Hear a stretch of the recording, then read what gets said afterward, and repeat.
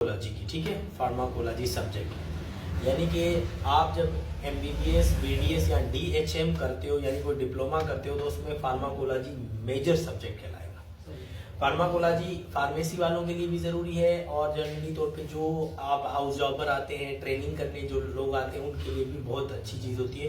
क्योंकि जब तक आपको फार्माकोलॉजी के बारे में कुछ इल्म नहीं होगा, तो दैट मीन आप मेडिसिन की पोटेंसी को कभी समझ ही नहीं पाते, ठीक है। तो सबसे पहले हमारे पास जो पॉइंट आता है वो है फार्माकोलॉजी है क्या चीज़।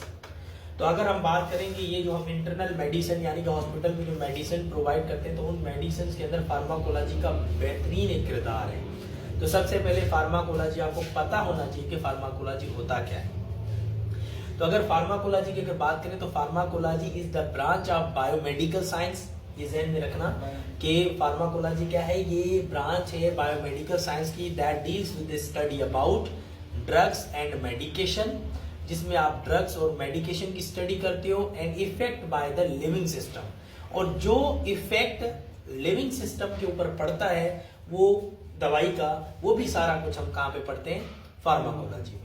तो आपने सिंपल ये समझाना है, आगे वाला अगर आपसे कोई प्रेजेंटेशन लेता है कि फार्माकोलॉजी क्या है, तो आप कैसे बताओगे हाउस जॉब में। तो pharmacology is the branch of biomedical science, ठीक है, that deals with the study about drugs and medication. ध्यान में रखना, ड्रग्स और मेडिकेशन की जो स्टडी होती है वो कहाँ पे हम करते हैं, फार्माकोलॉजी में, ठीक है। उसके बाद इफेक्ट बाय लिविंग सिस्टम, यानी कि इफेक्ट ऑफ लिविंग सिस्टम, जो इफेक्ट होता है लिविंग सिस्टम, यानी लिविंग सिस्टम हम आ गए, इंसान हो गया, जानवर हो गया, तो उस दवाई का जो जानवर पर, इंसान पर इफेक्ट पड़ता है, उस चीज की स्टडी भी हम फार्माकोलॉजी में करते हैं। समझ आ गई बात।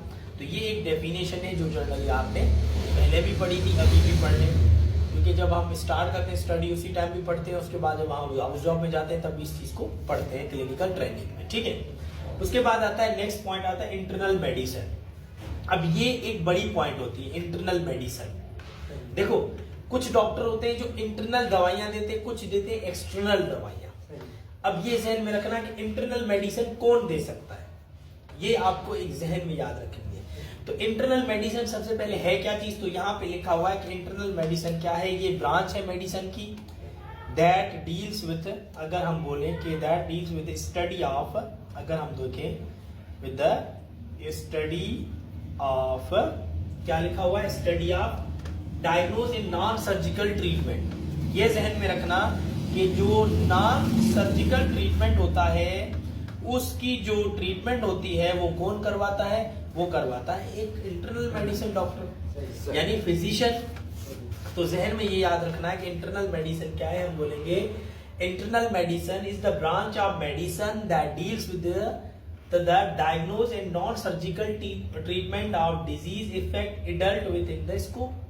यानी जहन में ये याद रखना है कि जो इंटरनल मेडिसिन है वो हमें ये समझाती है कि ये एक मेडिसिन की ब्रांच होती है, इसमें हम स्टडी करते हैं डायग्नोज को, यानी कि किसी भी पेशेंट का जो डायग्नोज स्टडी होता है वो भी आप इंटरनल मेडिसिन में पढ़ोगे, एंड नॉन सर्जिकल ट्रीटमेंट, यानी कि सर्जरी के बिना जो ट्रीटमेंट होता है वो कौन करता है, इंटरनल मेडिसिन करता है। यानी आप एक मेडिसिन के डॉक्टर हो, आप भी एक मेडिसिन के डॉक्टर हो, तो दोनों आप क्या करोगे, जनरली तौर पे नॉन सर्जिकल मेडिसिन दे सकते हो, सर्जिकल मेडिसिन नहीं दे सकते, क्योंकि आपने सर्जरी सीखी ही नहीं है।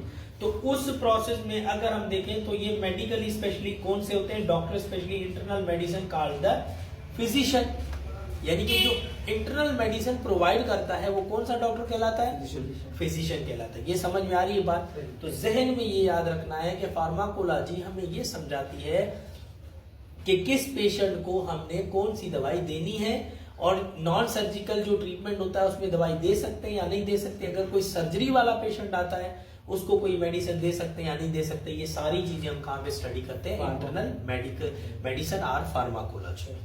अगर फार्माकोलॉजी ना होता तो हमें कभी भी मेडिसिन के रिएक्शंस का, उसके इफेक्ट का, जो हमारे लिविंग सिस्टम में पड़ रहा है उसका कभी पता ही नहीं चलता।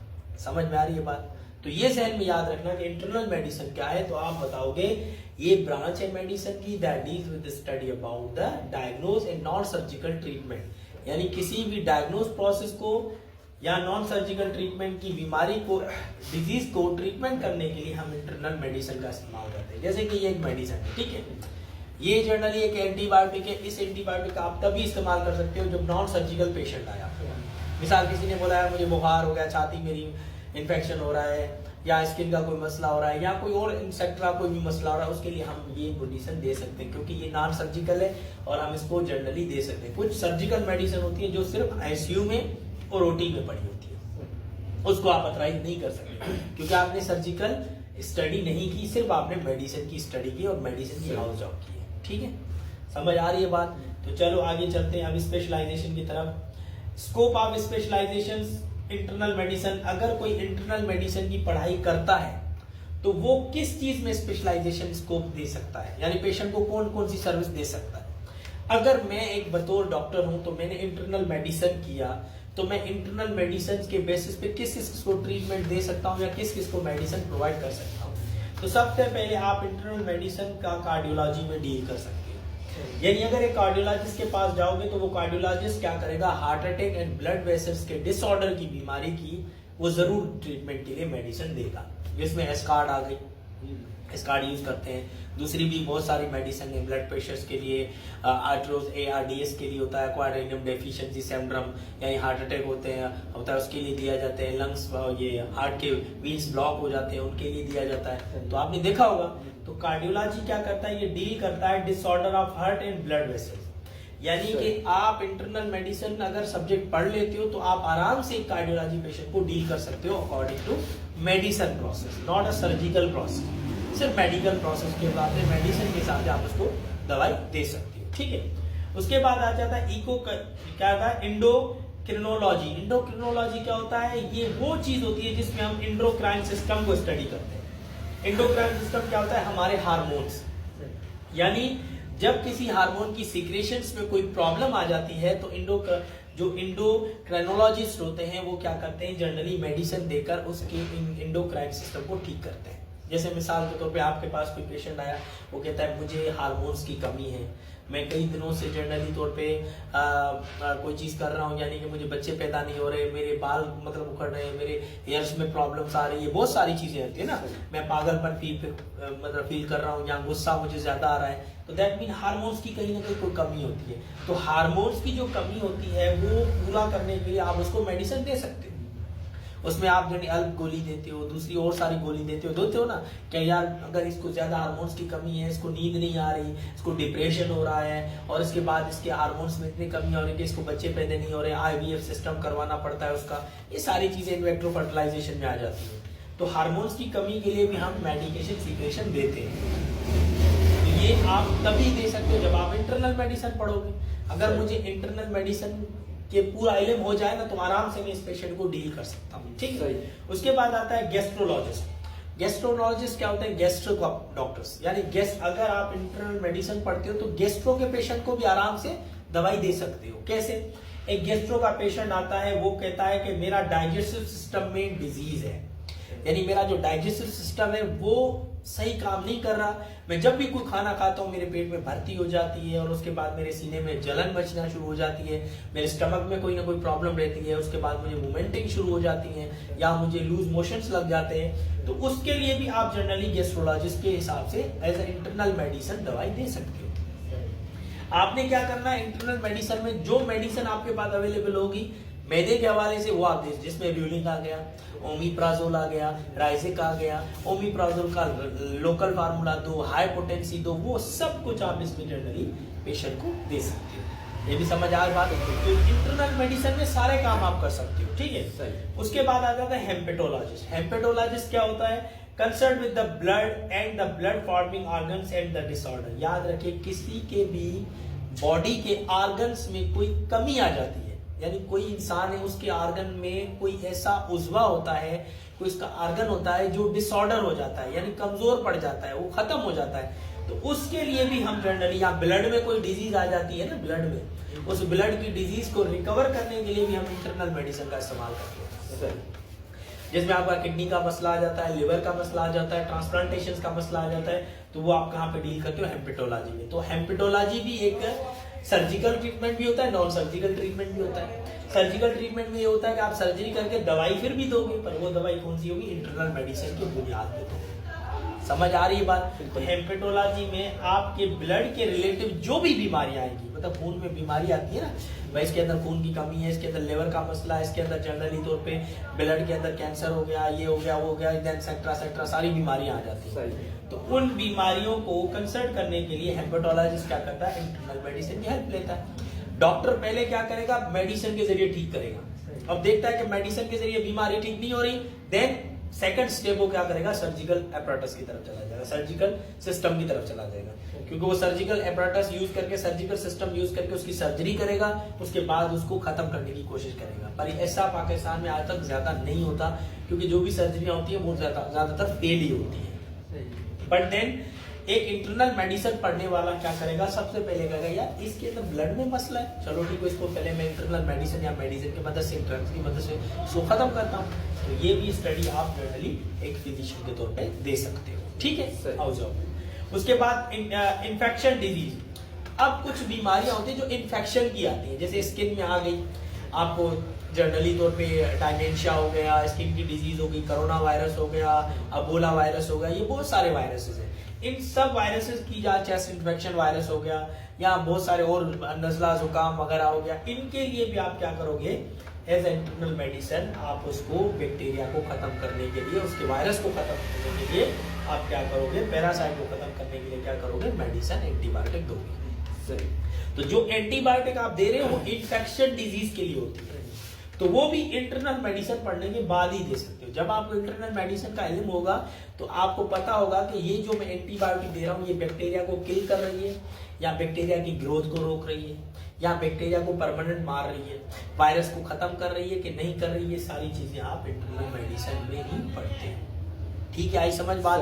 तो अगर आपको इंटरनल मेडिसिन का इल्म हो गया तो आप कार्डियोलॉजिस्ट को भी दवाई दे सकते हो, एंडोक्राइनोलॉजिस्ट को भी दे सकते हो, पेशेंट को, गैस्ट्रो के पेशेंट को भी दवाई दे सकते हो मेडिसिन, हेपेटोलॉजिस्ट को भी दे सकते हो, और इन्फेक्शन डिजीज वाले को भी दे सकते हो। आई समझ बात? क्लियर है? जहन में आ गई? तो ये स्पेशलाइजेशन होती है इंटरनल मेडिसिन की, ठीक है। चलिए नेक्स्ट स्लाइड है हमारे पास। नेक्स्ट स्लाइड में आता है नेफ्रोलॉजी। अब नेफ्रोलॉजी क्या होता है? Nephrology is the branch of medical science that deal with the study about the function and disease of kidney.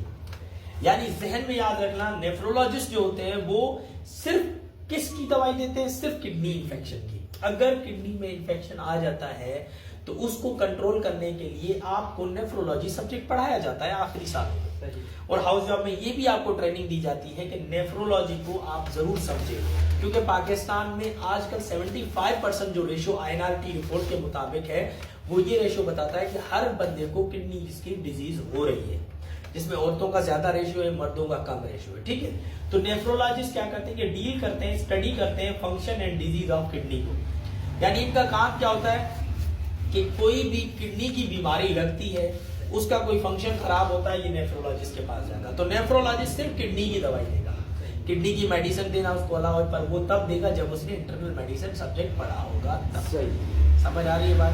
Clear? उसके बाद आ जाता है पल्मोलॉजी। पल्मोलॉजी क्या होता है? पल्मोलॉजी एक ऐसी चीज होती है जिसमें आपके लंग्स और रिस्पायरेटरी सिस्टम को पढ़ाया जाता है। यानी जब आपके लंग्स में और आपके रिस्पायरेटरी सिस्टम यानी कि आपके सांस में कोई मसला आ जाता है तो आप पल्मोलॉजिस्ट के बुनियाद पे एक ट्रीटमेंट पेशेंट को मेडिसिन प्रोवाइड कर सकते हो as a general physician MBBS, ठीक है।